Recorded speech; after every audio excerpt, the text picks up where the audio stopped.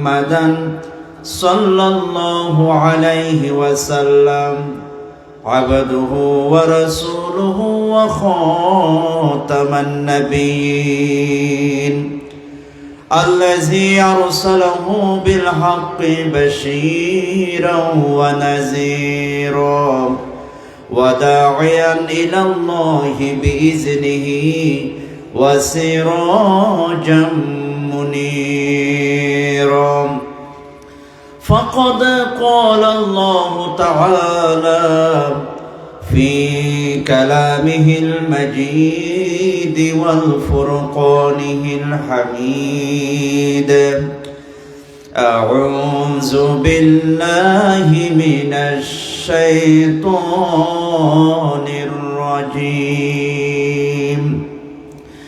بسم الله الرحمن الرحيم ومن لم يحكم بما أنزل الله فأولئك هم الكافرون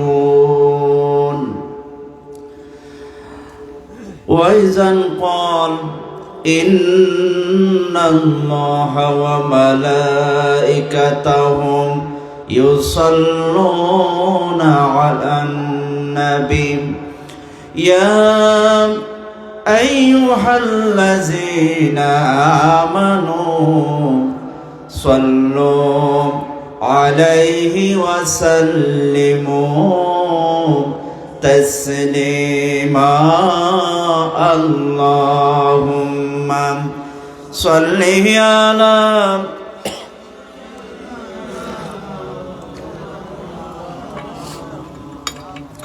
وعلى آل سيدنا مولانا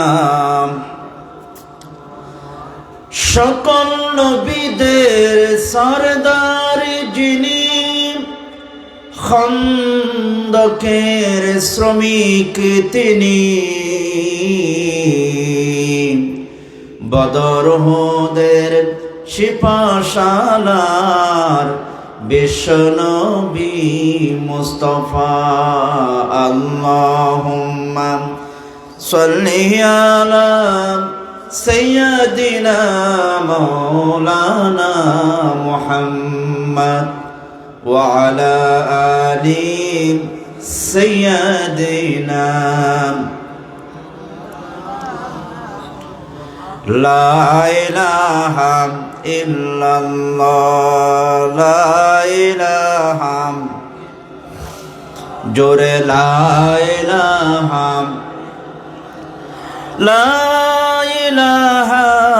ইল্লাল্লাহ মুহাম্মাদুর রাসূলুল্লাহ সাল্লাল্লাহু আলাইহি ওয়াসাল্লাম। অধ্যক্ষের আয়োজিত বাংলাদেশের পরিচিত নাম চট্টগ্রাম জেলাধীন লোহাগাড়া উপজেলার কলাউজান ইউনিয়নের মুজাদ্দিদে সিরাতুন নবী সাল্লাল্লাহু আলাইহি সাল্লাম অলিকুল শিরোমণি আশিকে রাসূল সাল্লাল্লাহু আলাইহি সাল্লাম আলহাজ হযরত শাহ মাওলানা ফতেহ আলী ফরায়েজি রহমতুল্লাহি আলাইহি কর্তৃক প্রবর্তিত ঐতিহ্যবাহী ঐতিহাসিক 5 দিন ব্যাপী 39তম পবিত্র ঈদ মিলাদুন নবী ও সিরাতুন নবী সাল্লাল্লাহু আলাইহি ওয়াসাল্লাম মাহফিল। 5 দিন ব্যাপী ঐতিহাসিক এই মাহফিলের আজকের প্রথম দিবসের সমাপনী অধিবেশনের সম্মানিত সভাপতি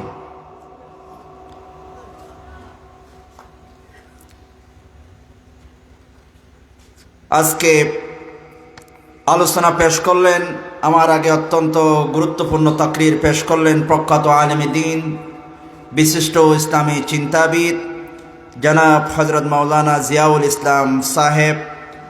আলোচনা পেশ করলেন প্রখ্যাত আলেমে দ্বীন জনাব হযরত মাওলানা নুরুল কাদের সাহেব।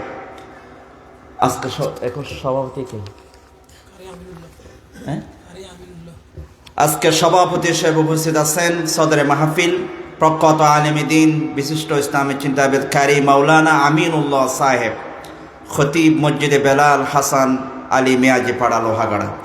সম্মানিত উলামায়ে কেরাম, মুরব্বিয়ানে ইজম, যুবক ভাই বন্ধুরা, পর্দানশীল সম্মানিতা মা ও বোনেরা, মাহফিলে আসা মদিনার বুলবুল ছোট্ট কিশোর শিশুরা, অন্তরস্থল থেকে আন্তরিক মোবারকবাদ এবং আবার সালাম দিচ্ছি। আসসালামু আলাইকুম ওয়া রাহমাতুল্লাহি ওয়া বারাকাতুহু। আমাদেরকে যিনি ভালো রেখেছেন তিনি কে? যে আল্লাহ পাক আমাদেরকে ভালো রেখেছেন সেই রবের দরবার আমরা একবার শুকর গুজার করে নিচ্ছি, সকলে পড়ছি আলহামদুলিল্লাহ।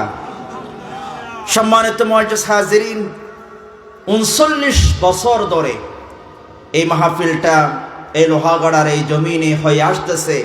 এটা নিশ্চিত আল্লাহ পাকের একটি দয়া, একটি আল্লাহর মায়া, আল্লাহ পাকের একটি রহমত, নিয়ামত, ঠিক কিনা বলেন?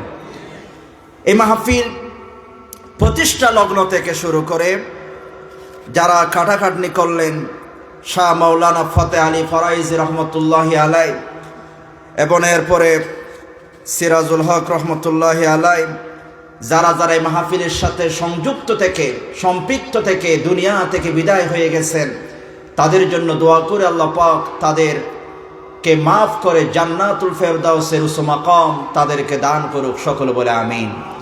যারা এখন মাহফিলের সাথে খাটাখাটনি করতেছে, পরিশ্রম করতেছে, আল্লাহ পাক তাদেরকেও মর্তবা সম্মান দুনিয়ায় আল্লাহ তাআলা বাড়িয়ে দিক, সকল বলে আমিন।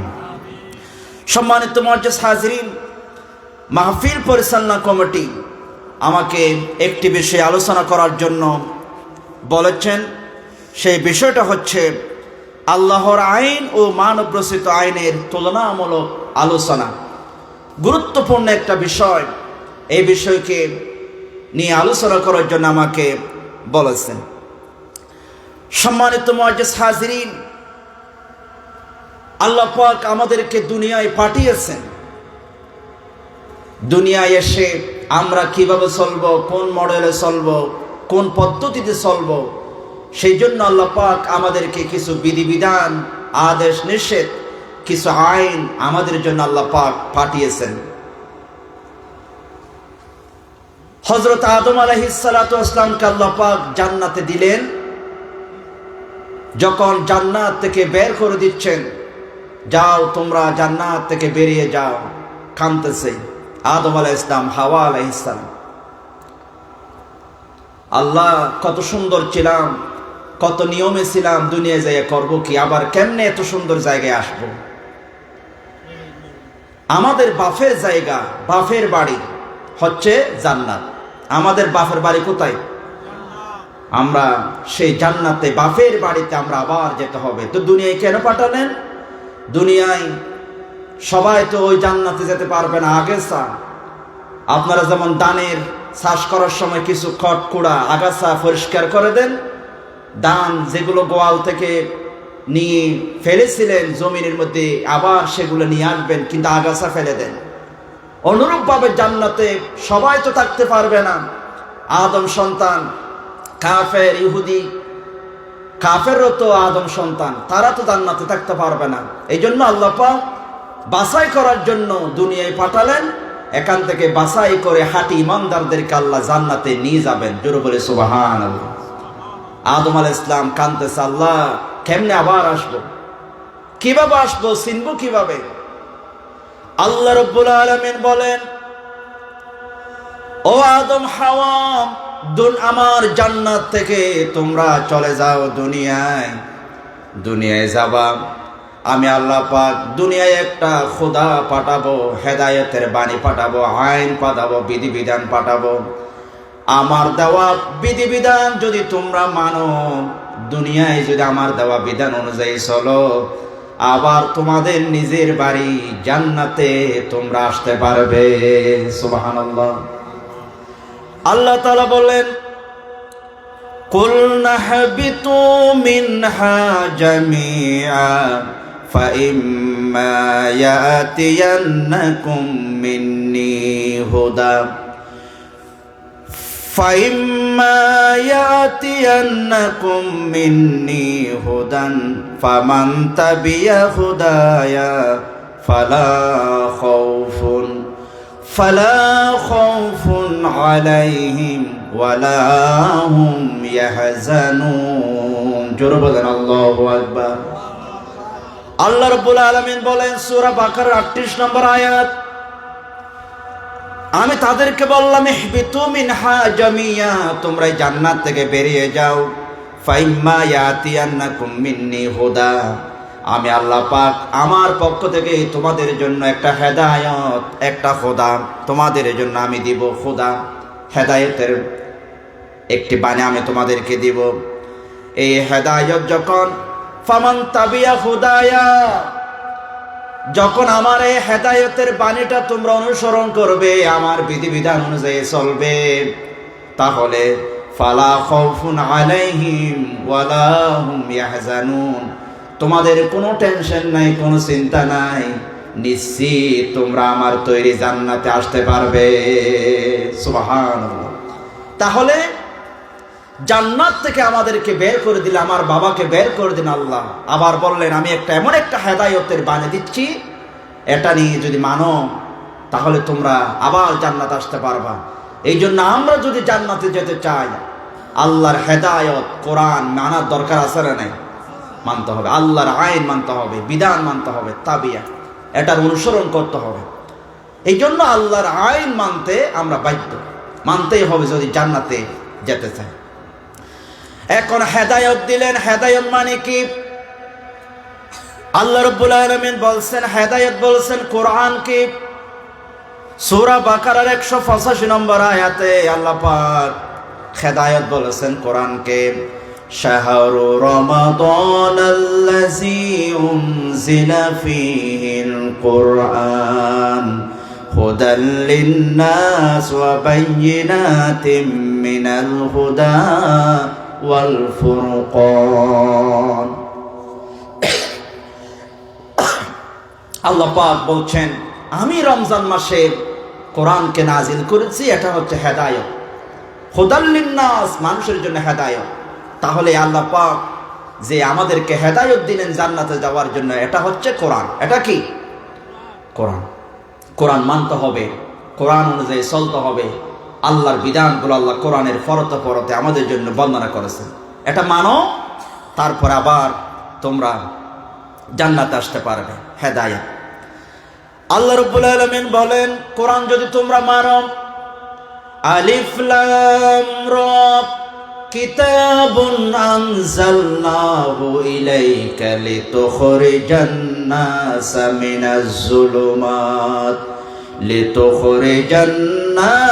মিনাজ যুলুমাতি ইলান নূর। আল্লাহ পাক সূরা ইব্রাহিমের 1 নম্বর আয়াতে বলেন আমি আমার বান্দার উপরে এমন এক কিতাব নাজিল করেছি, উদ্দেশ্য হলো মানুষদেরকে অন্ধকার থেকে উদ্ধার করে নূরের পথ, আলোর পথ, জান্নাতের পথ দেখিয়ে দেওয়া। নূরের পথ, জুলুমাত থেকে উদ্ধার করে নূরের দিকে নিয়ে যাওয়া। এই জন্য আল্লাহ পাক কোরআন আমাদের জন্য পাঠালেন। তাহলে আল্লাহ পাক জান্নাতে যাওয়ার জন্য যে বিধান দিলেন, এটার নাম কোরআন। এটার নাম কি? কোরআন। এই কোরআনের বিধিবিধান মানতে হবে, না হয় আল্লাহর আইন যদি না মানি জান্নাতে যেতে পারবো না। সোজা কথা। আল্লাহর হেদায়েত জান্নাতে যাওয়ার মাধ্যম আরেকটা হচ্ছে ইসলাম। আল্লাহ রাব্বুল আলামিন বলেন ইন্নাদ-দীনা ইনদাল্লাহিল ইসলাম, আল্লাহর কাছে মনোনীত জীবন বিধান হচ্ছে ইসলাম। আল্লাহর কাছে পছন্দ, আল্লাহর কাছে প্রিয় যে বিধানের নাম, সেটা হচ্ছে কি? ইসলাম। বুঝতে হবে কথা। আল্লাহ, এখন আমরা বলি আল্লাহ নিরপেক্ষ না, আল্লাহ নিরপেক্ষ না, আল্লাহ ইসলামের পক্ষে। আল্লাহর বলে এখন আমরা ইসলাম মানতে হবে, জান্নাতে যেতে হলে ইসলামের বিধান মানতে হবে, আল্লাহর আইন মানতে হবে। এখন আপনি যদি বলেন হুজুর আল্লাহর আইন আমরা মসজিদে মানব, সমাজে মানব না, মসজিদ আমরা আল্লাহর আইন মানি। হুজুর যদি মাগরিবের নামাজ 3 রাকাতের জায়গায় 4 রাকাত পড়ে, আপনারা পিছর থেকে বারবার লোকমা দেন, সুবহানাল্লাহ বলেন, লোকমা দেন, হুজুর নামাজ হয় না আবার পড়েন। হুজুর বলে এটা আমি ইচ্ছা করে করেছি। মনে করো আমি প্রতিদিন তো দুনিয়ায় তোমরা আল্লাহর আইন মানো না, তুমি মসজিদে কেন মানো? না হুজুর, দুনিয়ায় মানি আর না মানি, মসজিদে আল্লাহর আইন মানতে হবে। আল্লাহ যেভাবে বলছে 3 রাকাত ফরজ, এটা পড়তে হবে। আপনি 4 রাকাত পড়তে পারবেন না, 2 রাকাত হবে না। আমরা মসজিদ আল্লাহর আইন মানি। সমাজে, পরিবারে, রাষ্ট্রে আল্লাহর আইন মানা দরকার, এই কথাই চিন্তা আমাদের মাথায় আসে না। আল্লাহর আইন যদি সমাজে, রাষ্ট্রে বিধান আল্লাহর আইন মানার এবং কায়েমের কথা বলি, তখন আপনাদেরকে অনেকে আছে গালি দিবে, মৌলবাদী বলে, ঠিক কিনা, রাজাকার বলে, জঙ্গি বলে, আপনাদেরকে গালি দিবে। যদি বলেন মসজিদে শুধু আইন মানলে হবে না, রাষ্ট্রে, সমাজে, বিচারে, অর্থনৈতিক, সামাজিক সব ক্ষেত্রে আল্লাহর আইন মানতে হবে, তখন আপনাকে গালি দিবে, বলবে হুজুর আপনি ভালো না, চাকরি ছেড়ে দেন, মসজিদে আইন মানতে পারলে থাকেন, না দরকার নেই। আইন কি শুধু মসজিদে চলবে নাকি সব জায়গায় চলবে? কলাউজানবাসী বলতে হবে, আইন কি শুধু মসজিদে নাকি সব জায়গায়? প্রত্যেক সেক্টরে সেক্টরে, পরিবার থেকে, ব্যক্তিগত জীবন থেকে শুরু করে সামাজিক জীবন, রাষ্ট্রীয় জীবন, অর্থনৈতিক জীবন, প্রশাসনিক জীবন, আমাকে আল্লাহর আইন মানতেই হবে। আমি মুসলমান, ঠিক কিনা বলে? আমি বাধ্য, আমি আল্লাহর আইন মানতে বাধ্য। পারতেছি না, এটা আমার ব্যর্থতা, আমি কিন্তু বাধ্য, মানতে হবে। এখন আপনি যদি বলেন আমি পুরা পারবো না, আল্লাহ বলেন পুরা পারতে হবে। আল্লাহ তাআলা বলেন, ইয়া আইয়ুহাল্লাযীনা আমানু দুখুলু ফিস-সিলমি কাফা, ও ঈমানদাররা, তোমরা আমার বিধান শুধু এক জায়গা নয়, পরিপূর্ণ আমার বিধান তোমরা পালন করো, ঢুকো, পুরা ঢুকো ইসলামে। জান্নাতে যদি যেতে চাই, ইসলাম পুরা মানার দরকার আছে না নাই? আমিরাবাদ থেকে, লোহাগাড়া আমিরাবাদ থেকে আপনি শহরে যাবেন, সৌদিয়া গাড়িতে উঠলেন, দরজায় ফাগুলো দরজার ভিতরে দিলেন, মাথাটা এরকম করে বাহিরে করে দিলেন, বাহিরে এরকম। অ্যাসিস্ট্যান্ট বলে ভাই ঢুকো না, না আমি ঢুকবো না, মাথা বাহিরে থাকবে, ফা ভিতরে থাকবে। ড্রাইভার বলবে ভাই ঢুকেন না, আমি ঢুকবো না, মাথা বাহিরে থাকবে। ড্রাইভার বলবে ভাই আপনি যদি মাথা বাহিরে রাখেন, গাড়ি ওদিক থেকে আসতেছে, আপনি ধাক্কা খাইয়ে মাথা চলে যাবে। যদি শহরে যেতে চান, নিরাপদে যেতে চান, পুরা শরীর গাড়ির ভিতরে ঢুকাতে হবে, তাহলে আপনি শহরে যেতে পারবেন না, হয় আপনি অ্যাক্সিডেন্ট করবেন, গাছের সাথে ধাক্কা খাবেন, গাড়ির সাথে ধাক্কা, মাথা চলে যাবে। এই জন্য বন্ধুরা, গাড়ির ভিতর পুরা না ঢুকলে যেমন নিরাপদে শহরে যাওয়া যায় না, ইসলামের ভিতরে পরিপূর্ণ না ঢুকলে কোনোদিনও নিরাপদে আমরা জান্নাতি হতে পারবো না, ঠিক কিনা? পুরা ঢুকতে হবে, বিকল্প কোনো পথ নাই, মানতেই হবে। পারি না, এটা আমার ব্যর্থতা, আমি পারি না। আপনি যদি বলেন আমি মানব না, ইসলাম পুরা মানব না, আল্লাহ পাক বলেন, وَمَن يَبْتَغِ غَيْرَ الْإِسْلَامِ دِينًا فَلَن يُقْبَلَ مِنْهُ وَهُوَ فِي الْآخِرَةِ مِنَ الْخَاسِرِينَ। একটু জোরে বলেন আল্লাহু আকবার। আল্লাহ পাক বলেন, যারা আল্লাহর ইসলাম বাদ দিয়ে, আল্লাহর দিন ইসলাম বাদ দিয়ে জীবন বিধান হিসাবে অন্য কিছু গ্রহণ করে, মানব রচিত আইন গ্রহণ করে, মন গড়া আইন মানে, আল্লাহ পাক বলেন ফালাই ইউকবালা মিনহু, তাদের থেকে কোনো কিছু গ্রহণ করা হবে না, কবুল করা হবে না। ওয়া হুয়া ফিল আখিরাতি মিনাল খাসিরিন, পরকালে সে নিশ্চিত ক্ষতিগ্রস্ত হয়ে যাবে। ইসলাম যদি আমি না মানি, পরকালে আমার জন্য জান্নাত নাই, আমি ক্ষতিগ্রস্ত হব এবং আমার কোনো আমল কবুল হবে না। মানতেই হবে ইসলামের আইন, আল্লাহর বিধান। এখন আপনি বলবেন হুজুর মসজিদের গুলা নাম আল কোরআনে আছে। আমি যে সমাজ চালাবো, আমার ব্যক্তি জীবন চালাবো, পারিবারিক জীবন চালাবো, আমি রাষ্ট্র চালাবো আল্লাহর আইন দিয়ে, এগুলা সব কোরআনে আছে নাকি? কোরআন আমি পাবো নাকি? আল্লাহ পাক বলছেন ওয়ানাজ্জালনা আলাইকাল কিতাবা তিবয়ানান লিকুল্লি শাই হুদাও ওয়া রাহমাতাও ওয়া বুশরা লিল মুসলিমিন। আল্লাহ পাক বলেন আমি এমন এক কিতাব নাজিল করেছি যে কিতাবের মধ্যে সব কিছু আমি ব্যঙ্গে ব্যঙ্গে বর্ণনা করেছি। কোরআনের মধ্যে সব আছে না নেই?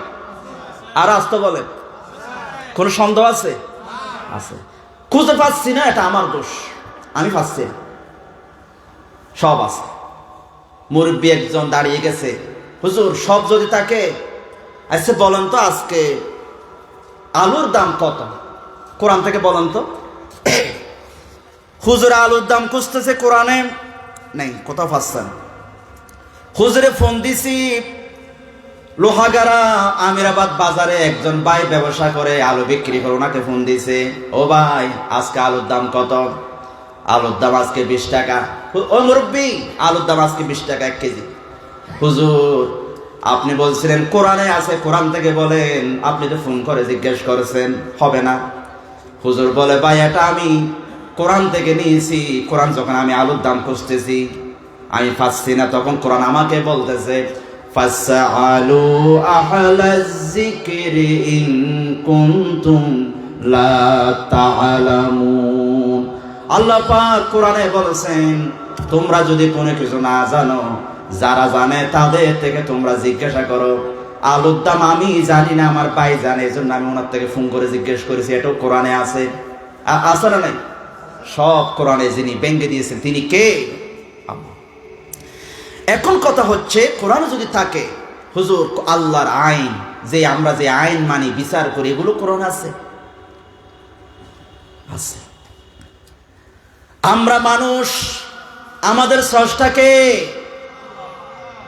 জোরে বলতে হবে, আমাদের স্রষ্টাকে সব কিছু কে বানিয়েছে? এই মোবাইলটা বানিয়েছেন মনে করেন ভিভো, যে কোম্পানির মোবাইল আমারটা, এটা কোম্পানি বানিয়েছে। এটার সাথে একটা বই আছে, নোটবুক। এই মোবাইলটা যদি আমার ইচ্ছা মতো চালাই, আমি ঠিক মতো বুঝবো না, কিন্তু যে কোম্পানি বানিয়েছেন ওনার একটা বই আছে, গাইড বুক আছে। এই বইটি দেখে দেখে যদি আমি চালাই, আমার জন্য সহজ হবে, ঠিক কিনা? কারণ মোবাইলে কি আছে এটা কোম্পানি ভালো জানে, আমি জানি না। উনি বলে দিবে এভাবে এভাবে সেটিং করেন, ভালো হবে, লেখা আছে সব। আমাদেরকে যেন আল্লাহ যেমন বানিয়েছেন, আমরা কিভাবে চললে, কোন পদ্ধতি চললে, কোন আইন মানলে, কিভাবে আমরা পরিচালিত হলে আমাদের মানুষের জন্য কল্যাণকর হবে, আমাদেরকে যিনি বানিয়েছেন তিনি ভালো জানবেন, ঠিক কিনা? তিনি ভালো জানবেন। এই জন্য বন্ধুরা, আমি মানুষ যদি নিজের ইচ্ছা মতো চলায়, ভুল হয়ে যাবে। নিজের ইচ্ছা মতো আইন বানায়, ভুল হয়ে যাবে। এই জন্য আল্লাহর আইন সবচেয়ে শ্রেষ্ঠ আইন। আল্লাহর আইন অনুযায়ী যদি আমি জীবন যাপন করি, এটাই হবে আমার জন্য সবচেয়ে সুন্দর, সবচেয়ে কল্যাণকর, সবচেয়ে উপকারী। কারণ আমার রব ভালো জানেন আমি কিভাবে চললে ভালো হবে। আল্লাহর আইন মানুষের আইন। এখন আমাদের চলার জন্য কোনটা কল্যাণ হবে, এটা সবচেয়ে যিনি বেশি জানেন তিনি কি। এই জন্য আমাদের কল্যাণের জন্য আল্লাহ আইন দিয়েছেন। এই জন্য আল্লাহর আইন হচ্ছে শ্রেষ্ঠ আইন, এটা আমাদেরকে মানতে হবে। সম্মানিত মুআজ্জিজ হাজিরিন, আধুনিক রাষ্ট্রে 3টি বিভাগ আছে। একটি হচ্ছে আইন বিভাগ, আরেকটা হচ্ছে নির্বাহী বিভাগ, প্রশাসন, আরেকটা হচ্ছে বিচার বিভাগ। আইন, নির্বাহী, বিচার বিভাগ। আধুনিক রাষ্ট্রে, ইসলামী রাষ্ট্র, এই 3টা বিভাগ আছে, আইন আছে, প্রশাসন আছে, বিচার আছে। এখন ইসলামী রাষ্ট্রে আইন কিভাবে হবে, উৎস কি? শরীয়তের 4টে উৎস আছে ইসলামী রাষ্ট্রে। আইনের উৎস হবে কোরআন, আইনের উৎস হবে হাদিস, ইজমা, কিয়াস।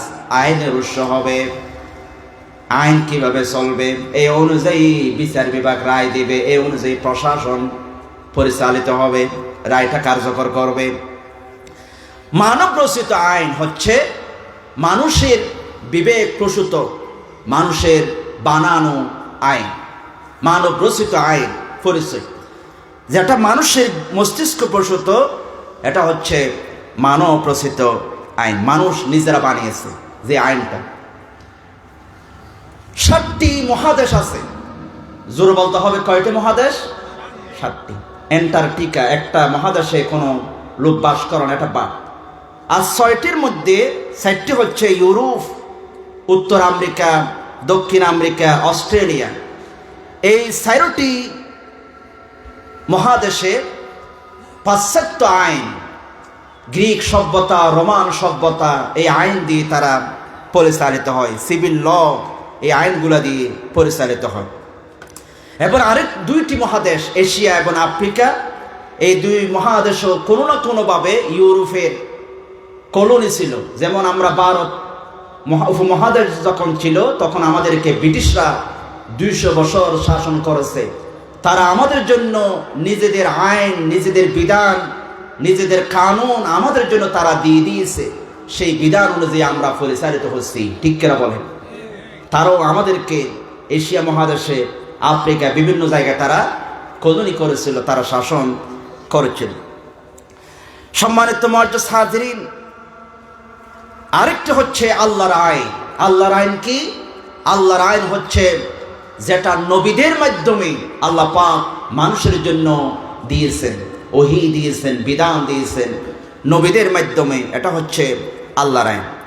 রাসূলুল্লাহ সাল্লাল্লাহু আলাইহি সাল্লাম থেকে শুরু করে 1924 সাল পর্যন্ত, ওসমানিয়া খেলাফত পর্যন্ত, এই তুরস্কের ওসমানিয়া খেলাফত যেটা শোনেন, 1924 সাল পর্যন্ত এই সময়ে কোনো না কোনো অঞ্চলে আল্লাহর আইন পরিচালিত হতো, আল্লাহর বিধান রাষ্ট্রে পরিচালিত ছিল। জোরে বলে সুবহানাল্লাহ।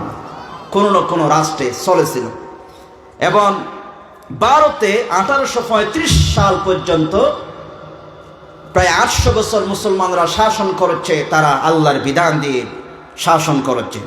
1926 সালে সৌদি আরব যখন রাষ্ট্র গঠিত হয়েছে, এরপরে তারাও আল্লাহর আইন, আল্লাহর বিধান দিয়ে রাষ্ট্র পরিচালনা করেছে।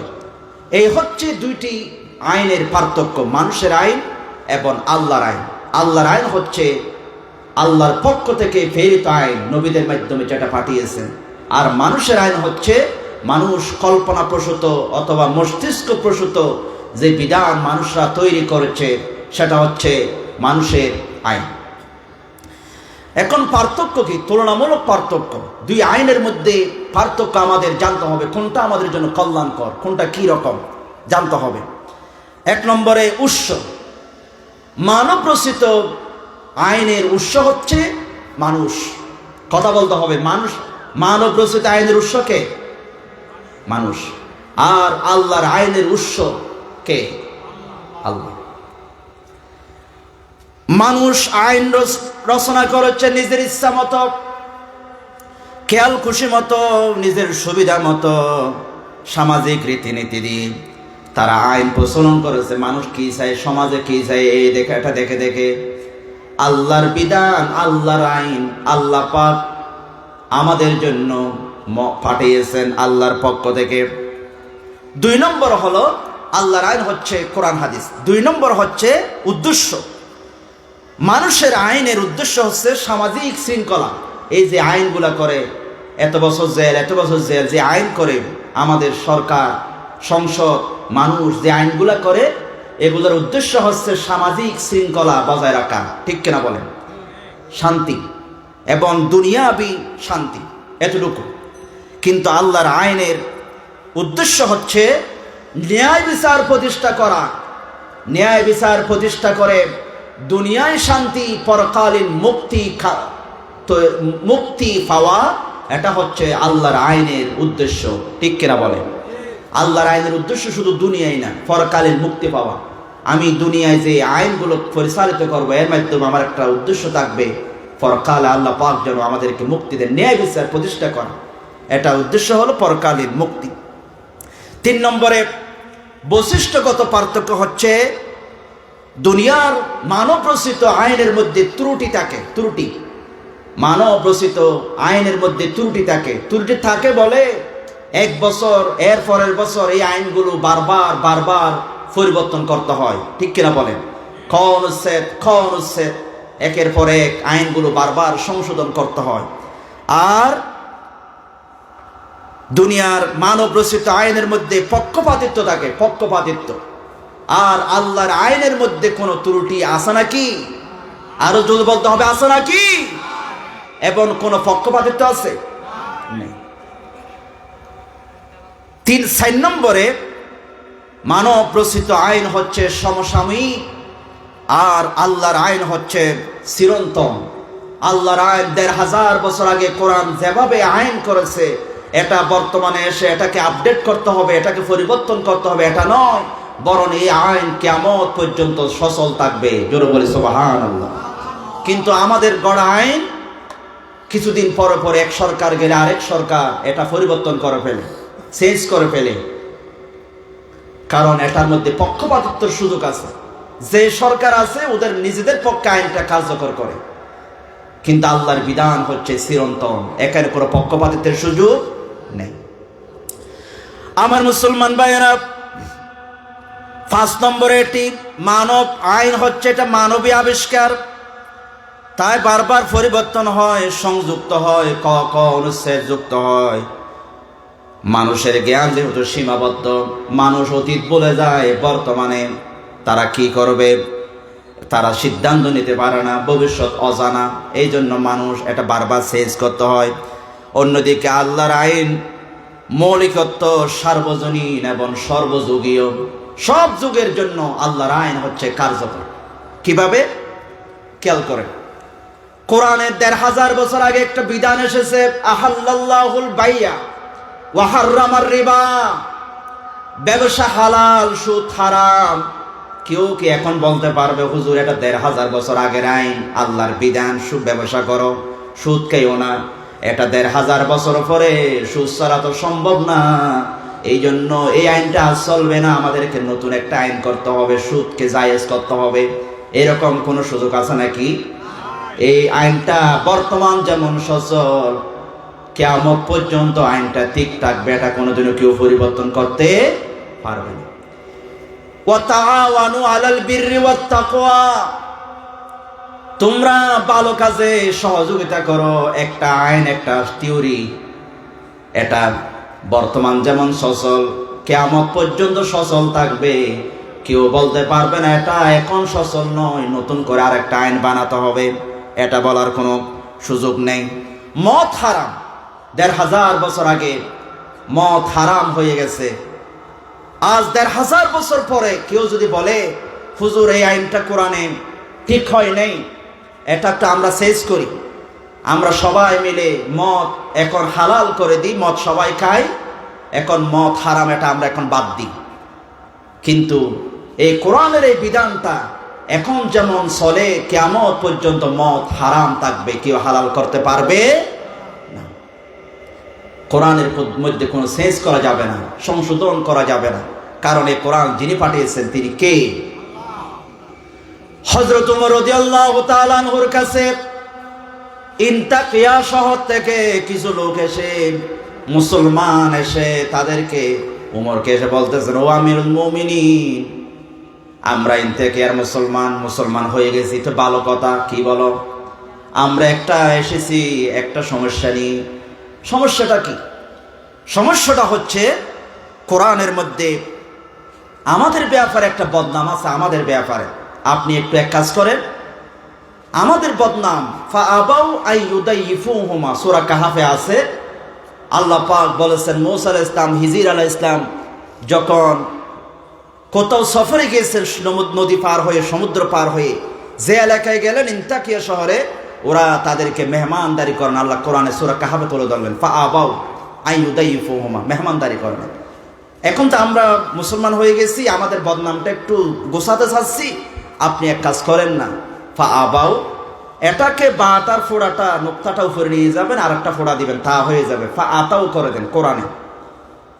ফাআতাউ আইয়ুদাইফুহুমা অর্থ হলো তারা মেহমানদারি করেছে। হযরত ওমর চমকে উঠলেন, থমকে দাঁড়ালেন, লাল হয়ে গেল চোখ চেহারা।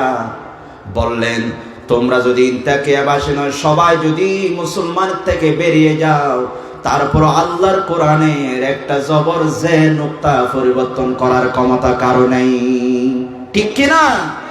কেউ পরিবর্তন করতে পারবে না। এই জন্য কোরআন হচ্ছে সর্বযুগীয়, কোরআনের বিধান সর্বকালে এটা থাকবে, চিরন্তন, এটা পরিবর্তন করার সুযোগ নেই, দরকার নেই। 6 নম্বরে, মানব রচিত আইন দুষ্ট লোকদের পৃষ্ঠপোষকতা দেয়। মানব রচিত আইন দুষ্ট লোক যারা দুর্নীতি করে, যারা সন্ত্রাসী করে, যারা তাদেরকে পৃষ্ঠপোষকতা দেয়, বলে টাকা যা লাগে নিয়ে যা। গত 17 বছর আমরা দেখেছি কত ব্যাংক ডাকাতরা এই দেশ থেকে লুট করে বিদেশে পাচার করেছে, তাদেরকে পৃষ্ঠপোষকতা দিয়েছে এই দেশের আইন। ঠিক কিনা বলেন? তাদেরকে কেউ ধরে নেই। যারা সন্ত্রাসী করছে তাদেরকে ছেড়ে দিয়েছে, আর মজলুম আলেম ওলামাদেরকে দরে দরে ফাঁসি দেওয়া হয়েছে। ঠিক কিনা বলে? এটা হচ্ছে মানব রচিত আইন। মানুষের আইনে সন্ত্রাসী দুর্নীতিবাজদেরকে শেল্টার দেওয়া হয়, আর আল্লাহর বিধানে, আল্লাহর আইনে সৎ লোকদের পৃষ্ঠপোষকতা দেওয়া হয়, যেটা সমাজ উন্নয়নের গ্যারান্টি। সমাজে যদি সৎ লোকরা পৃষ্ঠপোষকতা পায়, এই সমাজ উন্নতি হবে। 7 নম্বরে, মানব রচিত আইন কল্যাণকর নাও হতে পারে, কিন্তু আল্লাহর আইন সবার জন্য কল্যাণকর। আল্লাহর আইন সবার জন্য কল্যাণকর। কিভাবে? মনে করেন আল্লাহর একটা আইন হলো, ওয়ালা তাকতুলুন নাফসাল্লাতী হারামাল্লাহু ইল্লা বিল হক। ও ইমানদাররা, মানুষ, তোমরা খবরদার, অন্যায়ভাবে কাউকে তোমরা মারবে না, অন্যায়ভাবে কাউকে তোমরা হত্যা করবে না। হত্যা করতে যদি হয়, এটা বিচারের মাধ্যমে সরকার করবে, আদালতে করবে। আমরা সাধারণ মানুষ মন চাইলে যাকে তাকে মারতে পারবো? এটা কার বিধান? আল্লাহর বিধান হলো যাকে তাকে আপনি মারতে পারেন না বিচার ছাড়া। এই বিধানটা যদি আমাদের সমাজে, আমাদের রাষ্ট্রে যদি কায়েম হয়ে যায়, তাহলে আমাদের ওসমান হাদির মতো ভাই ডাকার বুকে কোনোদিনও মারা পড়তো না। ঠিক কিনা? শহীদ আবু সাঈদ ওয়াসিম, যাদেরকে অন্যায় করে গুলি করে হত্যা করা হয়েছে, তারা মরতো না যদি আল্লাহর এই বিধানটা এই জমিনে কায়েম থাকতো। ঠিক কিনা বলে? আল্লাহ বলছেন, তাহলে এই বিধানটা যদি মানুষ হত্যা করা নিষেধ, এই বিধানটা যদি, কোরআনের বিধানটা যদি আমরা মানি, এটাকে শুধু আমরা মুসলমান হুজুরের জন্য লাভ হবে নাকি সবার জন্য লাভ? শুধু মুসলমানের জন্য লাভ নাকি অন্য ধর্মাবলম্বী যারা আছে তাদেরও লাভ? তারাও বলবে আমরাও নিরাপদ। আল্লাহর আইনের মধ্যে সবার জন্য কল্যাণ। যেমন সুদ হারাম, এই বিধানটা যদি আমরা মানি, আল্লাহর এই বিধানটা মানি, শুধু আমরা মুসলমান কলাউজানবাসী নয়, পুরা দেশের সমস্ত জাতি, ধর্ম, বর্ণ মানুষ সবাই কল্যাণ পাবে। ঠিক কিনা? সবাই কল্যাণ ভোগ করবে যদি আল্লাহর বিধান আমরা মানি। এরপরে যদি খেয়াল করেন, আল্লাহ বলেছেন, ওয়াশিরুহুন্না বিল মারুফ, তোমরা নারীদের প্রতি সদাচরণ করো। এই বিধানটা যদি আমরা মানি, সমাজের মধ্যে সবাই মানে নারীর প্রতি সদাচরণ, নারীর অধিকার, এটা যদি আমরা সবাই মানি, তাহলে শুধু মুসলমান শান্তি পাবে না, এই বিধানটা যদি অন্য ধর্মাবলম্বী তারাও যদি মানে, তারাও কিন্তু শান্তি পাবে। আল্লাহর বিধানের মধ্যে সবার জন্য শান্তি রয়েছে, সবার জন্য শান্তি। সম্মানিত মুআজ্জিজ হাজিরিন, জেনা হারাম। এই জেনা যদি নিষিদ্ধ, এটা হারাম যদি সবাই মানি, এটা সবার জন্য কল্যাণকর। এরপরে আমাদের 8 নম্বরে, মানব রচিত আইন স্বার্থপর লোক তৈরি করে। এই আইন আমাদেরকে স্বার্থপর বানায়, আর আল্লাহর তৈরি আইন মহৎ লোক তৈরি করে এবং মানবতার ধর্ম। এটা মানবতার আইন। আল্লাহর আইন কিন্তু এক ব্যক্তিকে তাকাইয়ে করে না। আল্লাহ এই বিধানটা একজনের জন্য দেয় না, সবার জন্য, সবার জন্য কল্যাণকর এই বিধানটা। কিভাবে কল্যাণকর? দর্শন, জেনা। আজকে সমাজের দিকে আপনি থাকবেন, যদি একটা ছেলে একটা মেয়েকে পছন্দ করে, একই দুজন কলেজ থেকে একই সাথে চলে গেছে, একই রুমে থাকে, রাত্রে রাত যাপন করে। আমরা মডেল, আমরা পত্রিকায় এটার হেডলাইন করি লিভ টুগেদার করেছে, এটাকে আমরা হাই ফাই করে দেখাই লিভ টুগেদার, এটাকে আমরা দোষ মনে করি না, ওরা মিলেমিশে থাকছে আর কি, একই জায়গায় থাকছে, এটাকে আমরা হাইলাইট করি। কিন্তু ইসলাম বলে এরকম বিবাহ বহির্ভূতভাবে যদি কেউ একসাথে থাকে, তার সাথে যদি সহবাস করে, এটাকে ইসলাম বলে এটার নাম জেনা। এটার নাম কি? জেনা। আর যদি কেউ জোর করে, অনুমতি ছাড়া, একজন অপরজনের সাথে মিল নেই, জোর করে কাউকে এরকম খারাপ কাজ করলো, এটার নাম দর্শন। এটার নাম দর্শন। আমাদের সমাজে দর্শন করলে এটার বিচার হয়, কিন্তু দুইজন মিলেমিশে হোটেলে যাইয়া রাত্রে যাপন করে, পার্কে যাইয়া একসাথে রাত কাটায়, এটাকে আমরা পত্রিকায় হেডলাইন করি, এটাকে আমরা জেনা বলি না। ইসলাম এটার নাম দিয়েছে জেনা। আমরা দুটোটা অপরাধ। ইসলামী আইন যদি কার্যকর হয়, মহৎ লোক তৈরি হবে। হযরত মুআজ ইবনে মালিক আসলামী রাদিয়াল্লাহু তাআলা আনহু, মুসলিম শরীফের 1695 নম্বর হাদিস, আন্না মুআজ ইবনে মালিক আসলামী আতা রাসূলুল্লাহ সাল্লাল্লাহু আলাইহি ওয়াসাল্লাম ফাকালা ইয়া রাসূলুল্লাহ, রাসূলের কাছে এসে মালিক আসলামী এসে বলতেছেন, ইয়া রাসূলুল্লাহ ইন্নী কদ যালামতু নাফসি ওয়া জানাইতু, ও রাসূল আমি নিজের উপরে জুলুম করেছি। মালিক মাঝ এসে বলতেছে, রাসূল আমি নিজের উপরে জুলুম করেছি। রাসূল চেহারা ফিলাই ফেলছে, আবার এদিক থেকে এসে বলে, রাসূল আমি জুলুম করেছি, আমি জুলুম করেছি। আল্লাহর নবী আবার ফিরে ফেললেন, উনি ওদিক থেকে এসে বলে, রাসূল আমি জুলুম করে ফেলেছি, আপনি আমার উপর হদ জারি করেন। কি করেছো? জানাই তো, আমি জেনা করে ফেলেছি। আল্লাহর নবী অনেকক্ষণ ধরে তাকে তাড়াই দিচ্ছেন। সাহাবীদেরকে বললেন, লোকটাকে পাগল হয়ে গেছে নাকি? লোকটা বারবার কেন আমাকে ডিস্টার্ব করে? আমি তার কথা শুনতে চাচ্ছি না। লোকটা বারবার এসে বলে, আমি জেনা করেছি, জুলুম করে ফেলেছি নিজের উপরে। তিনি বলতেছেন, ওয়াইন্নি উরিদু আন তুতাহিরানি, আমি চাচ্ছি আপনি আমার উপরে আল্লাহর আইন, আল্লাহর বিধান কার্যকর করবেন, আমাকে আপনি পবিত্র করবেন। রাসূল আমি তো জুলুম করে ফেলেছি, জেনা করে ফেলেছি, আমাকে আপনি একটু দেখেন না, আল্লাহর বিধান আমার উপরে কার্যকর করেন। আল্লাহর নবী অর্ডার করলেন, অনেকক্ষণ তাকে তাড়াতে চাচ্ছেন, যাচ্ছে না। খাফারা লাহু খুফরাতান সুম্মা আমারা বিহি ফারুজিমা। হাদিসের মধ্যে শেষের দিকে আল্লাহ রাসূল কোরআনের বিধান, আল্লাহর বিধান বলে দিলেন, তার উপরে পাথর মারো বিবাহিত। তার জন্য গর্ত করা হলো, গর্তের মধ্যে এতটুকু ঢুকাইয়া দেওয়া হলো। এবার চতুর্দিক থেকে সাহাবায়ে কেরামদেরকে এবার বলল, পাথর মারো। হযরতে মুআজ আসলামীকে পাথরের পরাতর মেরে তিনি দুনিয়া থেকে বিদায় হয়ে গেছেন। আল্লাহর বিধান তার উপরে আল্লাহর নবী কার্যকর করলেন। জোরে বলে সুবহানাল্লাহ। তাহলে আল্লাহর বিধান এমন এক বিধান, মানুষ মহৎ হয়ে যায়, নিজে এসে ধরা দেয়, ও রাসূল আমি জুলুম করে ফেলেছি, এটা আল্লাহর বিধানের সামনে ধরা দেয়। কিন্তু দুনিয়ার আইন, মানুষের আইন হলে মানুষ মিথ্যা বলে বলে এটা থেকে বাঁচতে চেষ্টা করে।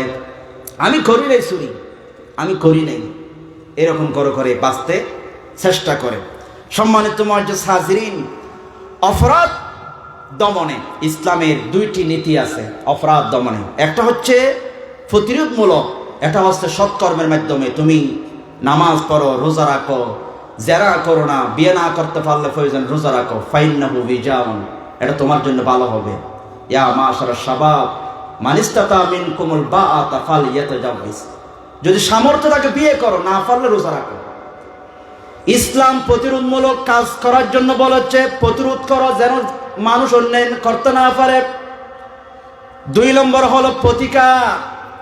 কেউ যদি অন্যায় করে ফেলে, অপরাধ করে ফেলে, ইসলাম ছাড় দেয় না, এটার প্রতিকারের ব্যবস্থা ইসলাম নিয়েছে। বিচার বিভাগ, ইসলাম বিচারের জন্য আইন দিয়েছে।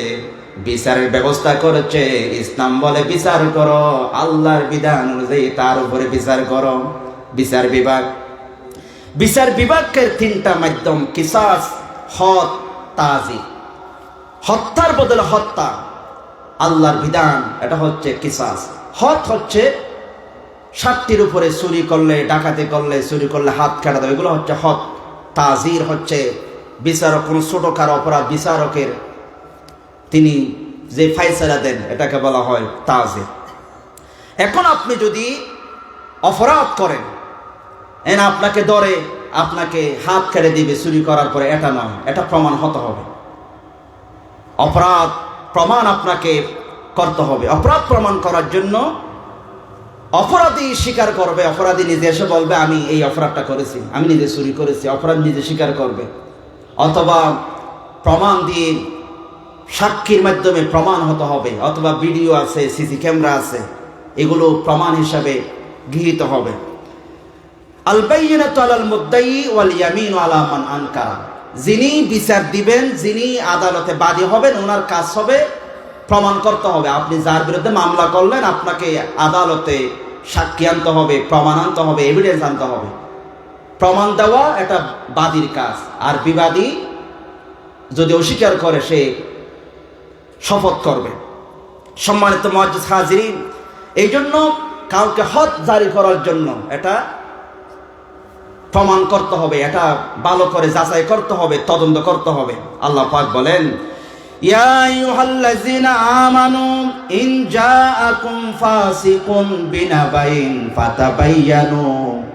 যে কেউ ঈমানদাররা, তোমাদেরকে কেউ কিছু এসে বললে এটা বিশ্বাস করো না, আগে তোমরা এটা যাচাই করো। কেউ এসে বললো মুখে চুরি করেছে, আপনি ধরে হাত কেটে দেবেন, এটা নয়, এটা আগে পুলিশে বাহিনী এটা প্রচার তদন্ত করবে আসলে কিনা। উনি জেনা করেছে বলে ধরে নিয়ে আসলে ওনার উপরে শাস্তি দিবেন, এটা নয়, এটা প্রমাণ করতে হবে। এখন প্রমাণ করা কত বড় কঠিন, এটা খেয়াল করেন। সম্মানিত মুআজ্জিজ হাজিরিন, এখন কেউ যদি জেনা করে, জেনার হদ শাস্তি কি?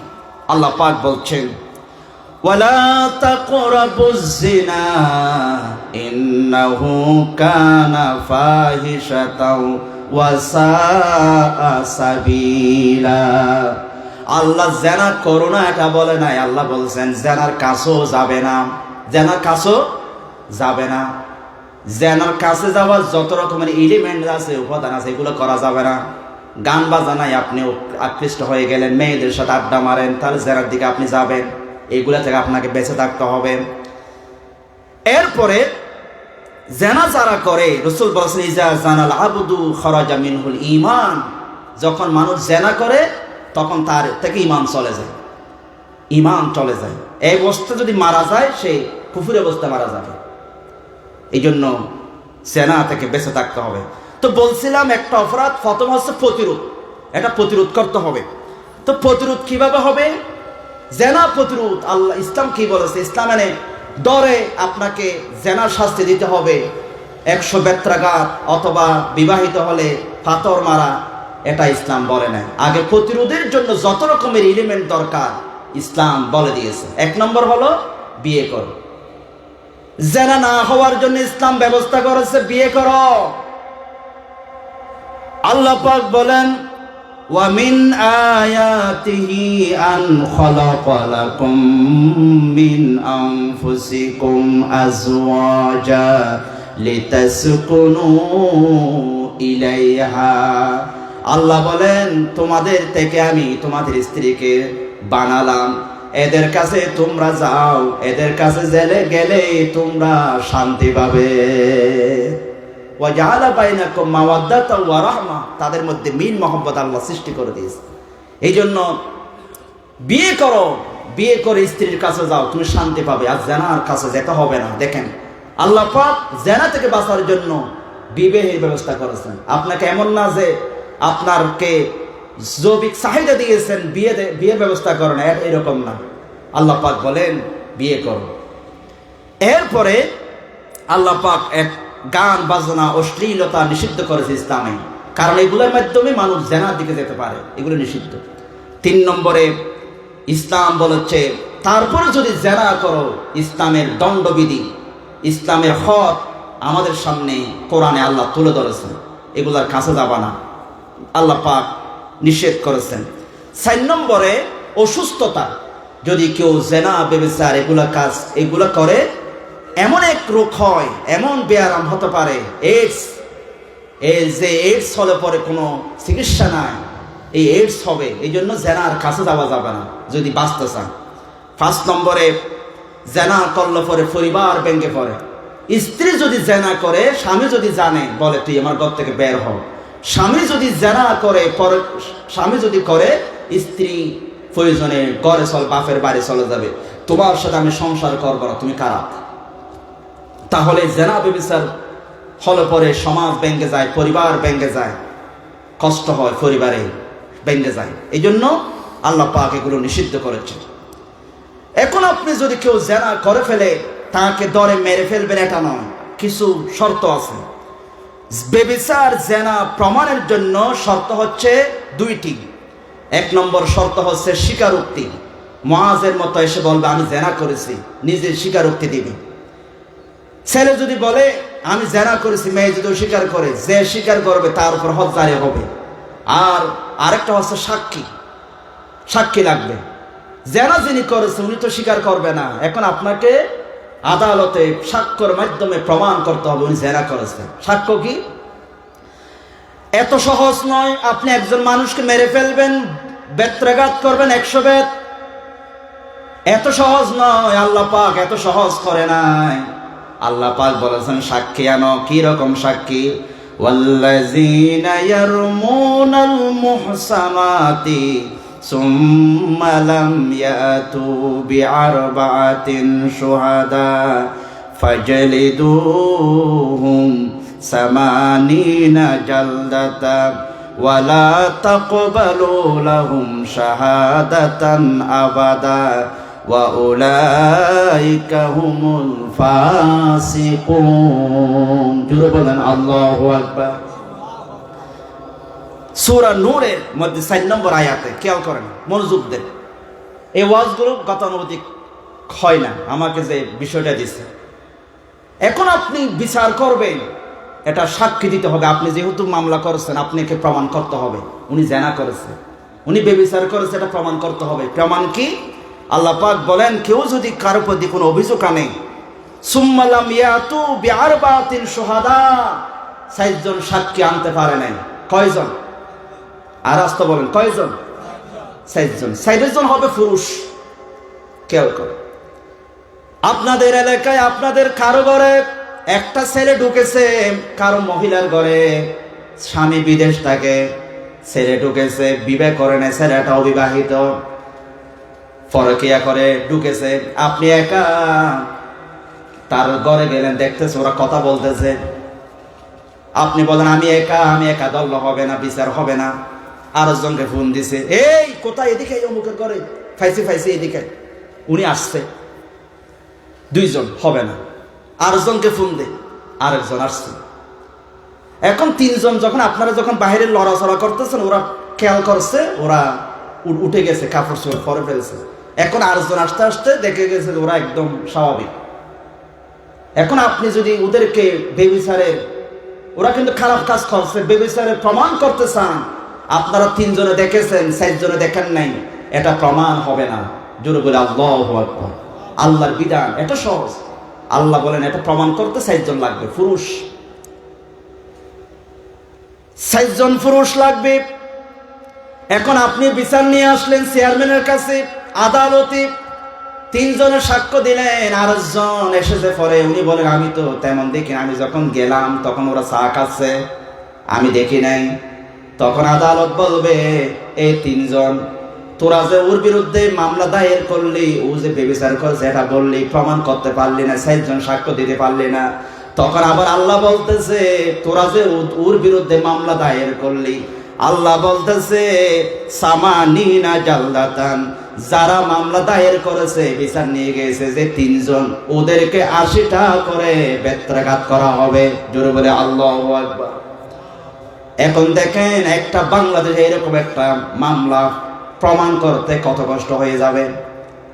ইসলামের বিধানগুলো আমরা মানুষকে বোঝাতে জানি না। আজকে ইসলামের আইনের কথা বললে, ইসলামের বিধানের কথা বললে মা অমা এটা বলিস না, এটা বড় বড় আইন, এটা জঙ্গি আইন, এটা মানা যাবে না। আমরা বুঝাতে জানি না।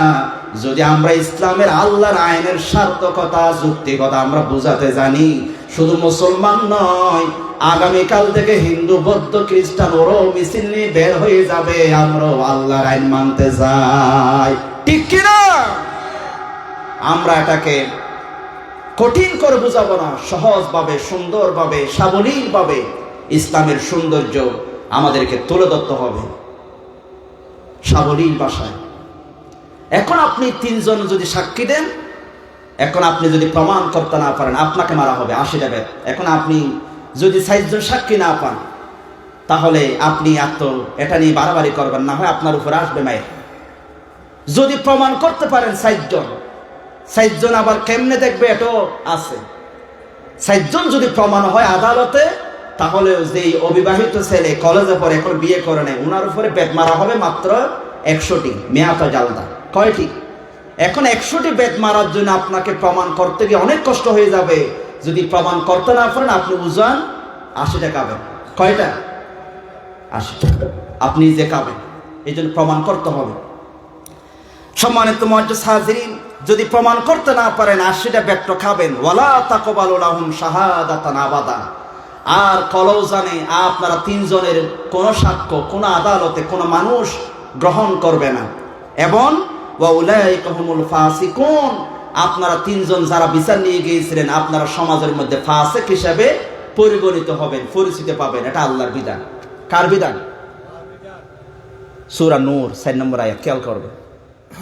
তাহলে বন্ধুরা আমার, আপনাকে সাক্ষী আনতে হবে। সাক্ষী হবে কি রকম? 1 নম্বরে 4 জন সাক্ষী লাগবে, পুরুষ। যদি 2 জন ছেলে 1 জন মেয়ে হয়, 2 জন মেয়ে হয়, হবে না, পুরুষ লাগবে।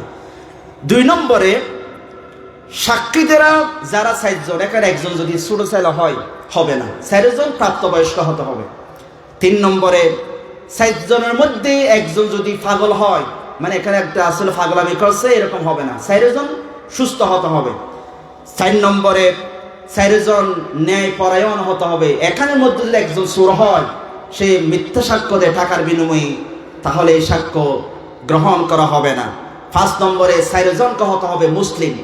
খেয়াল করেন, এই ক্যাটাগরির মানুষ জোগাড় করতে আপনাদের 12টা বেজে যাবে, ততক্ষণ ওরা কাজ করে চলে যাবে, ঠিক কিনা? মুসলিম হতে হবে। 6 নম্বরে চাক্ষুষ দেখতে হবে, মানে জাপসা দেখছেন, কম্বলের ভিতর দেখছেন, হবে না, চাক্ষুষ। এমন বা হাদিস এসেছে, সুরমা দানির মধ্যে শলাকা কাটি ঢুকালে যেমন আপনারা নিজেরা একদম স্পষ্ট দেখেন, ওরা যে খারাপ কাজ করছে আপনাদের 4 জনকে স্পষ্ট চাক্ষুষ আপনাদেরকে চক্ষু দিয়ে দেখতে হবে প্রমাণ করার জন্য।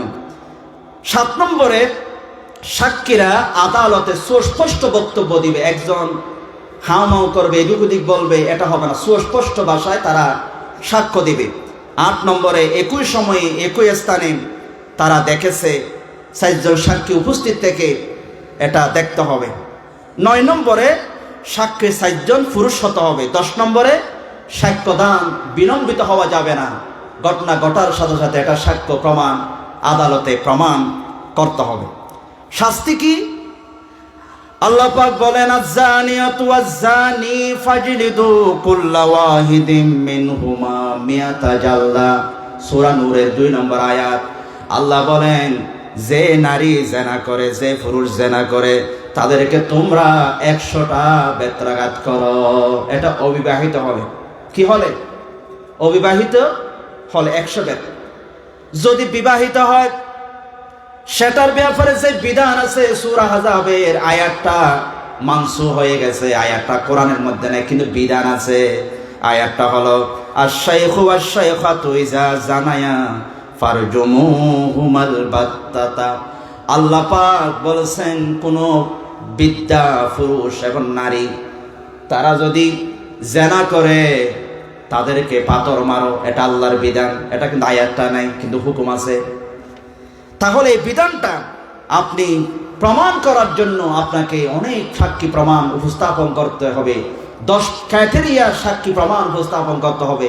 এগুলো প্রমাণ করতে গেলে আপনার অনেক কষ্ট হয়ে যাবে। সারা বাংলাদেশে বেশি লাগবে না, একটা বিধান, একটা যদি জানাকারের শাস্তি বাংলাদেশে যদি কার্যকর করা যায়, এর পরের দিন থেকে মানুষ প্রয়োজনের বছরের পর বছর রোজা রাখবে, তারপর নারীর দিকে তাকাবে না। ঠিক কিনা বলেন?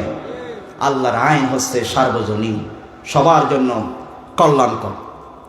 সম্মানিত মুআজ্জিজ হাজিরিন, আল্লাহর আইন এসেছে মদ খেলে পরে 80টা বেত্রাঘাত করা হবে, 80টা বেত মারা হবে। প্রমাণ কি?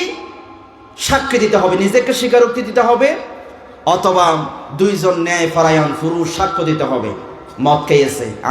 আমরা দেখেছি 2 জন ন্যায়পরায়ণ, তাহলে তাকে 80টা বেত্রাঘাত করতে হবে।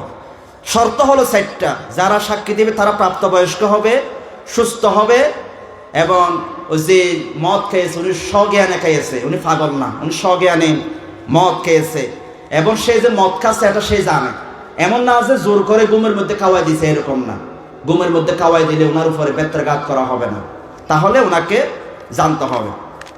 সম্মানিত মুআজ্জিজ হাজিরিন, আমরা আল্লাহর বিধান ন্যায় বিচার করতে হবে। ন্যায় ভিত্তিক সমাজ আমরা প্রতিষ্ঠা করতে চাই। সমাজে ন্যায় আসুক, ইনসাফ প্রতিষ্ঠা হোক, আমরা চাই কি চাই না?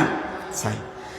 আমরা ন্যায় বিচার করতে পারি না কারণ আমার আত্মীয়তার কারণে, আরেকটা হলো শত্রুতার কারণে। আল্লাহ পাক বলেছেন, ইয়া আইয়ুহাল্লাযীনা আমানু কুনু কাওয়ামিনা বিল কিসত শুহাদা লিল্লাহি ওয়ালাউ আলা আনফুসিকুম আবিল ওয়ালিদাইনি ওয়াল আকরাবিন। আল্লাহ রাব্বুল আলামিন বলেন সূরা নিসার 135 নম্বর আয়াতে আল্লাহ তাআলা বলেন, হে ইমানদাররা, তোমরা দাঁড়িয়ে যাও, সত্যের সাক্ষ্য হয়ে যাও আল্লাহর জন্য, সত্য ন্যায় বিচার করো, সত্যের সাক্ষ্য দাও। ওয়ালাউ আলা আনফুসিকুম, ন্যায় বিচার করতে গিয়ে, সত্যের সাক্ষ্য দিতে গিয়ে যদি নিজের বিরুদ্ধে চলে যায়, যদি নিজের মা বাপের বিরুদ্ধে চলে যায়, নিকট আত্মীয়ের বিরুদ্ধে চলে যায়, তারপর তোমাকে সত্য কথা বলতে হবে, তোমাকে ন্যায় বিচার করতে হবে। ঠিক কিনা? হযরত ওমর শুনতে পেলে ছেলে মদ খায়, আবু শামা আসছে, ছেলে এই দাঁড়া, ছেলে মুখে হাত দিয়ে ফেলেছে, গন্ধ বের হচ্ছে, এদিকে মদ খাইছো, আমাকে বলেছো অমুক অমুকে, গন্ধ বের হচ্ছে, এদিকে আসো। আব্বু সরি আমি খেয়ে ফেলছি, আর খাবো না, হবে না, এদিকে আসো। হযরত ওমর রাদিয়াল্লাহু তাআলা আনহু নিজের ছেলে বলে একটু দয়া দেখাবেন, এটা করে নাই। রায় হয়ে গেল, কোরআনের বিধান 80টা বেত্রাঘাত করা হবে। নিজের সন্তান আবু শামা কাঁদতেছে, ও আব্বু মাফ করে দেন। ওমর বলেন, না না, নিজের ছেলে হলো, আমি ন্যায় বিচার থেকে কিছু হটবো না, জল্লাদ মারো। জল্লাদে উমরের সন্তান, বাদশার সন্তান বলে আস্তে আস্তে মারতেছে, হবে না, আমাকে দাও। হযরত ওমর রাদিয়াল্লাহু তাআলা আনহু নিজে মারা শুরু করলেন, 50টা পর্যন্ত মারলেন। আবু শামা ডলে পড়েছে, বউ এসে পা ধরে ফেলছে, ও স্বামী। উমরের স্ত্রী বলেন, ও স্বামী, আমার ছেলেকে আপনি মারিয়েন না, এভাবে মারা যাবে তো, আপনি একটু দয়া করেন। উমর বল, কোনো দয়া করে নাই, ছেলে মারা গেছে, দাফন করে ফেলেছে, বাকিগুলো কবরের উপরে মেরেছে। বাসায় যাইয়া এবার দরজা বন্ধ করে উমর কাঁদতেছে। স্ত্রী বলতেছে, উমর বলেছিলাম তো, এবার কাঁদেন, ভালো হয়েছে তো, অনেক বলেছিলাম ছেলেকে এবার মারিয়েন না। হযরত উমর বলেন, আমি যখন আমার ছেলের উপরে হদ জারি করতেছি, এটা আল্লাহর বিধান, এটা আমার কোনো সুযোগ নেই কমানোর, কিন্তু এখন আমি কাঁদতেছি, উনি তো আমার সন্তান, এই জন্য আমার অন্তর কাঁপতেছে, এই জন্য কাঁদতেছি ছেলে বলে। কিন্তু আইন প্রয়োগ করার সময় আমার ছেলে বলে আমি দয়া দেখাই নাই, এটা হচ্ছে আল্লাহর বিধান। আত্মীয় হলে দয়া দেখা যাবে। আল্লাহর নবীর কাছে বিচার নিয়ে আসলো, ফাতেমা মাহজুমির গোত্রের চুরি করেছে। আল্লাহর নবী তার রায় দিয়ে দিলেন, আস-সারিকু ওয়াস-সারিকাতু ফাকতাউ আইদিয়াহুমা জাযাআম বিমা কাসাবা নাকালাম মিনাল্লাহ। আল্লাহ নবী রায় দিয়ে দিলেন, ফাতেমা চুরি করেছে, হাত কেটে দেওয়া হবে, প্রমাণ হয়ে গেছে, স্বীকারোক্তি দিয়েছে, প্রমাণ, হাত কেটে দাও। সাহাবীরা কানাঘুষা করতেছে, বড় সম্ভ্রান্ত মহিলা, মান সম্মান যাবে। ওসামাকে পাঠাইছে, ওসামা যাও তো, রাসূলকে বলো একটু এদিক ওদিক করার জন্য। হযরত ওসামা ইবনে যায়েদ গেলেন, রাসূলকে যখন বললেন, আল্লাহর নবী চেহারা মুবারক লাল হয়ে গেল। নবীজি এত রাগ করলেন, সাহাবীদেরকে ডাকলেন, এদিকে আসো, সবাই বসে যাও, আমি বলতেছি শোনো। আগেকার সময়ে মানুষরা আহলাকান নাস, আগেরকার মানুষরা শুধু ধ্বংস হয়ে গেছে এই কারণে, ইজা সারাকা ফীহিমুশ শরীফ তারাকুহু, যখন তাদের মধ্যে কোন সম্ভ্রান্ত মানুষ যখন চুরি করত তখন তারা ছেড়ে দিত। আজকের সমাজে দেখবেন বড় বড় শিল্পপতি, কোটিপতি, যারা কোটি কোটি টাকা আমার দেশ থেকে চুরি করে নিয়ে গেছে, তাদের কোনো বিচার হয় না। আল্লাহ রাসূল বলেন, ওয়াইজা সারাকা ফীহিমুদ দাঈফ আকাম আলাইহিল হাদ্দি, যখন তাদের মধ্যে কোনো দুর্বল মানুষ চুরি করত তখন তারা তাদের উপরে বিচার করত, হদ কায়েম করত। আজকে আমাদের সমাজে দেখবেন বড় শিল্পপতি, কোটিপতি, এমপি, মন্ত্রী যারা দুর্নীতি করে, কলমের কোষায় যারা চুরি করে, তাদের বিচার আমরা করি না। কিন্তু মসজিদ থেকে বের হয়ে যে জুতা চোর, 200 টাকা দামে জুতা চুরি করেছে, ওনার উপর আমরা সবাই মাইল শুরু করে দিই, ছোট বড় সবাই আমরা তাকে মারা শুরু করি। ঠিক কিনা বলেন? ছোটগুলা ফেলে, গরিব ফেলে আমরা বিচার করি, কিন্তু বড়দের বিচার আমরা করি না। নবীজি বলেন, এই জন্য আগেকার লোকেরা ধ্বংস হয়ে গেছে, দুর্বল ফের বিচার করত। আল্লাহর কসম করে বলছো, আইমুল্লাহ লাউ কানাত ফাতিমাতু বিনতে মুহাম্মদ সাল্লাল্লাহু আলাইহি ওয়াসাল্লাম সারাকাত ফাকাতাতু ইয়াদাহা, আল্লাহর নবী বলেন, আমার নিজের কলিজার টুকরা মেয়ে ফাতেমাও যদি চুরি করতো, আমি নবীজি নিজে আমার মেয়ের হাত আমি কেটে দিতাম। আল্লাহু আকবার! এমন ইনসাফ, এমন ন্যায় বিচার রাসূল পাক নিজের মেয়ে হলে ছাড়তো না, বলেছেন। এটার নাম হচ্ছে ইসলাম। ইসলামী আইনের মধ্যে কোনো নিকটাত্মীয় নিজের বিরুদ্ধে গেলেও এটার পক্ষে যাওয়ার সুযোগ নাই, এটা আল্লাহর আইন। কার আইন? শত্রু বিচার নিয়ে এসেছে, আমি সুযোগ পেয়েছি, শত্রু বলে ওনার বিরুদ্ধে আমি রায় দিব, এটা হতে পারে না। শত্রু হলো ওনার পক্ষে আমাকে ন্যায় বিচার আমাকে করতে হবে। চুরি হয় 3টা শর্তে চুরি হয়। চুরি কিভাবে ধরবো আমরা? প্রমাণ করবো। যেন একজনকে ধরে, জুতা চোরকে ধরে যদি হাত কেটে দিই, এটা নয়, ইসলাম এটা বলে না। কি বলছে? চুরি প্রমাণ হওয়ার জন্য 3টা শর্ত আছে। 1 নম্বর শর্ত হলো অন্যের মালিকানাধীন মাল নেওয়া। অন্যজনের মালিকানাধীন মাল নেওয়া, এটার নাম চুরি। আপনার মালিকানাধীন নেই, ওদিকে পরে আছে, এটা নিলে চুরি হবে না। 2 নম্বরে গোপনে নেওয়া। প্রকাশ্যে যদি নেয়, এই তোমার মোবাইলটা নাও, প্রকাশ্যে নিয়ে নেয়, এটা একটা চুরি বলেন, এটা হয়তো সন্ত্রাসী হতে পারে। কিন্তু গোপনে যেটা নেয়, গোপনে উনি না জানে মতো ফার্স্ট থেকে মোবাইলটা নিয়ে নিল, টাকাটা নিয়ে নিল, এটাকে চুরি। 2 নম্বর শর্ত। 3 নম্বরে হেফাজতকৃত মাল, উনি মোবাইলটা ফগড়ে রাখছে, দেখা যাচ্ছে না একদম ভিতরে, চুরি, উনি সেখান থেকে নিয়ে নিয়েছে, এগুলা হচ্ছে চুরির শর্ত। এই 3টা শর্ত পাওয়া গেলে তার উপরে হদ কায়েম হবে। আর যদি পাওয়া না যায় তখন তার উপরে তাজির বিচারক যে কোনো একটা রায় দিবে ওনার ব্যাপারে, হয়তো জেলে দিবে অথবা শাস্তি দিবে, দেখুন একটা রায় দিবে। সম্মানিত মুআজ্জিজ হাজিরিন, এখন চুরি প্রমাণের জন্য ইমাম আবু হানিফা বলছেন কমসে কম 10 দিরহাম পরিমাণ পর্যন্ত হতে হবে। কথা রাসূলুল্লাহ সাল্লাল্লাহু আলাইহি ওয়াসাল্লাম ইয়াদু রাজুলিন ফি মাজনি কিমাতে দিনারি আও 10 দারাহিম। ইমাম শাফি, ইমাম মালিক, আহমদ তারা বলছেন 4/1 দিনার অথবা 3 দিরহাম পরিমাণ যদি কেউ চুরি করে তার উপরে হদ কায়েম হবে। হানাফি মাযহাবে বলা হয় যে সামাজিক অবস্থা বিবেচনা করা হবে চোরের হদ কায়েম করার জন্য। সামাজিক, উনি আসলে কি অভাবের তাড়না চুরি করছে নাকি স্বভাব চোর, এটা বিবেচনা করতে হবে।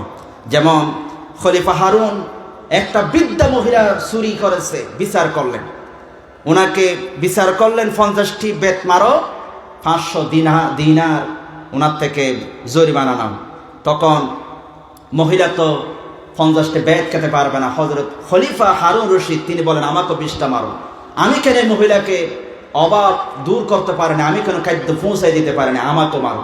এই তোমরা যারা মহিলাকে দেখাশোনা করো না, তোমরা জরিমানা দাও। এবং নিউ ইয়র্কের একজন বিচারক লাজার দাক, নিউ ইয়র্কের একজন বিচারক, তার কাছে একটা সুর নিয়ে আসা হলো। এই সুরটা চুরি করেছে, বিচারক তাকে $10 জরিমানা করলেন। $10 কেন চুরি করেছে? অভাব, খিদার যন্ত্রণা। আমি একটা মল থেকে রুটি চুরি করেছি, এ চুরি করেছি, $10। বিচারক বললেন, লাজার দাগ একজন খ্রিস্টান বিচারক, উনি বললেন উনি খিদার যন্ত্রণায় চুরি করেছে, $10 আমি জরিমানা করলাম, কিন্তু আমাদেরও দায়িত্ব আছে, উনাকে খাদ্য আমরা পৌঁছাতে পারি না কেন, এই জন্য আমি নিজে $10 আমি নিজে দিয়ে দিলাম।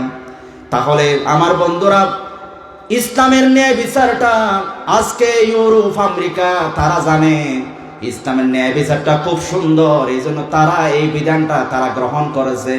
এই জন্য তাদের ইউরোপ আমেরিকা যে কোনো এমপি মন্ত্রীও যদি দোষ করে, বিচারকের সামনে তারা দাঁত করিয়ে রাখে, কোনো কথা বলার অধিকার নেই। ঠিক কিনা বলেন? তারা কিন্তু এই বিধানটা তারা গ্রহণ করেছে, এই জন্য তারা অনেকটা শান্তি পায়। কিন্তু আমার দেশের বিচার ব্যবস্থা এমন, আমরা দেখেছি কোনো বিচারক, এমনকি প্রধান বিচারপতিও যখন কোনো পেশি শক্তির সরকারের বিরুদ্ধে কথা বলেছে, তাকে লেনটা করে দেশ থেকে তাড়িয়ে দেওয়া হয়েছে। ঠিক কিনা বল মুসলমান? এসকে সিনহা, ওনাকে তাড়িয়ে দেওয়া হয়েছে শুধু মন মতো বিচার রায় দেয় না বলে। কিন্তু ইউরোপ আমেরিকা ওরা বিচার করে, ওরা প্রয়োজনে প্রধানকে, রাষ্ট্রপতিকে ওরা দাঁড় করে রাখবে, তুমি বিচারের সম্মুখীন হও। ওরা কিন্তু এই বিধানটা মানে। আমরাও মুসলমানরা যদি আমাদের দেশে ইসলামের ন্যায় বিচার এই বিধানটা যদি আমরা মানি, আমাদেরকে যিনি শান্তিতে রাখবেন তিনি কে? আরো জোরে বলেন, তিনি কে? এবং এই বিধানটা যদি মানি, শুধু মুসলমানরা শান্তি পাবে না, সমস্ত ধর্মের লোকেরা তারা শান্তি পাবে। ন্যায় বিচার যদি প্রতিষ্ঠা হয়, কোনো ধর্মাবলম্বীদের উপরে জুলুম করা হবে না, সবার প্রতি ন্যায় বিচার করা হবে। কারণ এটা কার বিধান? আল্লাহর বিধান। সম্মানিত মুআজ্জাজ হাজিরিন, সময় অনেক হয়ে গেছে। সন্ত্রাস এবং ডাকাতি যারা করে তাদের ব্যাপারে 3টা বৈশিষ্ট্য পাওয়া গেলে এটাকে সন্ত্রাসী বলা হয়, ডাকাতি বলা হয়। দলবদ্ধতা, অস্ত্রের ব্যবহার, নিরীহের উপরে হামলা, এগুলো যদি পাওয়া যায় এটাকে বলা হয় ডাকাতি, সন্ত্রাসী। আল্লাহ পাক সূরা মায়েদার 33 নম্বর আয়াতে 4 প্রকারের ডাকাতির কথা বলেছেন, সন্ত্রাসীর কথা বলেছেন, 4 প্রকারের শাস্তির কথা আল্লাহ কোরআনে তুলে ধরেছেন। জোরে বলে সুবহানাল্লাহ। আল্লাহ বলেন, ইন্নামা জাযাউল লাযিনা ইউহারিবুনাল্লাহা ওয়া রাসূলাহু ওয়া ইয়াসআউনা ফিল আরদি ফাসাদান আন ইউকাত্তালু আও ইউসাল্লাবু আও তুকাত্তা আইদিহিম ওয়া আরজুলুহুম মিন খিলাফ আও ইউনফাউ মিনাল আরদি যালিকা লাহুম খিজয়ুন ফিদ দুনিয়া ওয়া লাহুম ফিল আখিরা আযাবুন আযীম। সন্ত্রাসী ডাকাতি 4 প্রকার। এক প্রকার হলো শুধু খুন, মানে ডাকাতি করতে গিয়ে, সন্ত্রাসী করতে গিয়ে শুধু খুন করেছে। দ্বিতীয় প্রকার হলো খুনও করেছে, লুণ্ঠনও করেছে, ডাকাতিও করেছে, যা আছে নিয়ে গেছে।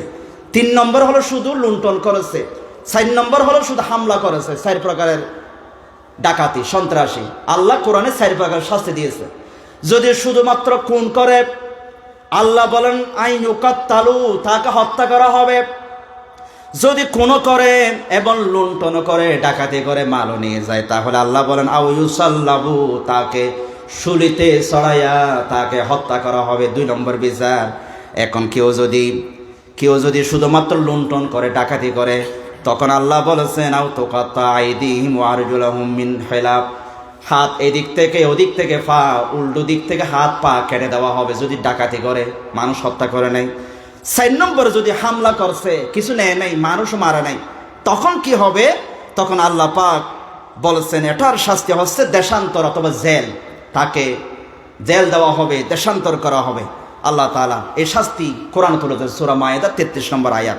এই আয়াতটা যদি খেয়াল করেন, এই আয়াতটা যদি আমাদের কলাও জানে, আমাদের দেশে এই বিধানটা যদি অন্তত পালন করি আমরা, এটা এর মাধ্যমে সবার জন্য শান্তি আছে না নাই? আল্লাহর বিধানের মধ্যে রয়েছে শান্তি। যদি আমরা না মানি তাহলে অবনতি, পৃথিবীতে শান্তি আসবে না। আল্লাহ পাক বলেন ওয়ালাউ আন্না হালাল কুরা আমানু ওয়াত্তাকাউ লাফাতাহনা আলাইহিম বারাকাতিম মিনাস সামাই ওয়াল আরদ আমরা যদি আল্লাহর বিধান মানি আল্লাহ বরকত দিবেন, আসমান জমিন থেকে বরকত বাড়াইয়ে দিবেন। যদি আল্লাহর আইন না মানি, ওয়ামান আ'রাদা আন যিকরি ফাইন্না লাহু মাঈশাতান দানকা ওয়া নাহশুরুহু ইয়াওমাল কিয়ামাতি আ'মা।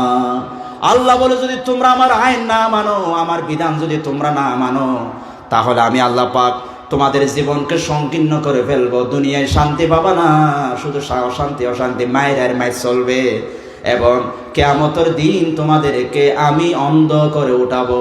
এই জন্য দুনিয়ায় যদি শান্তি পেতে চাই, নিরাপত্তা পেতে চাই, আল্লাহর আইন মানার দরকার আছে না নাই? আছে না নাই? এখন আল্লাহর আইন মানার জন্য চেষ্টা চালিয়ে যেতে হবে। যতদিন হয় না ততদিন চেষ্টা চালাতে হবে। পারি না কেন? এটা আমাদের ব্যর্থতা। না পারলে যতদিন পারি না আমাদেরকে চেষ্টা চালানোর দরকার আছে না নাই? চালাতে হবে। এখন আপনাকে যদি বলা হয় কোন আইন মানবেন, দুইটা আইনের কথা বলা হয়েছে এখানে কমিটি আমাকে।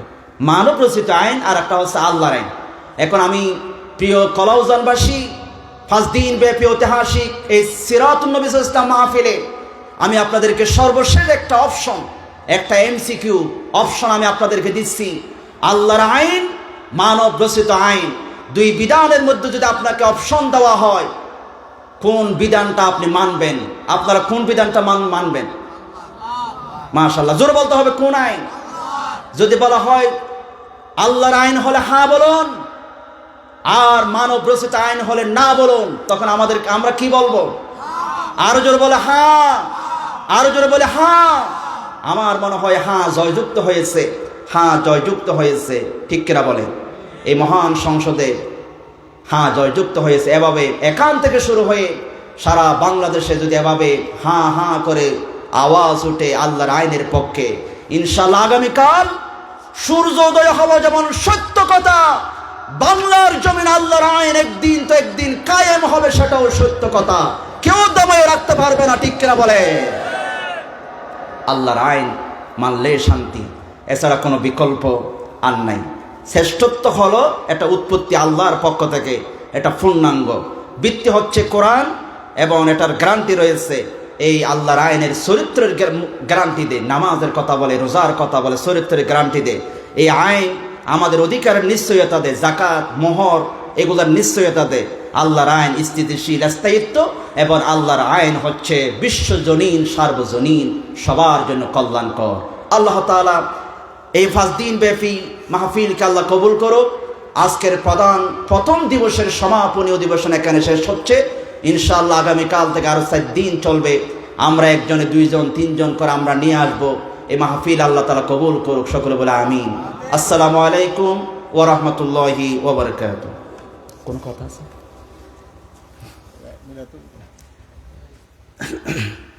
মিলাদ পড়ব?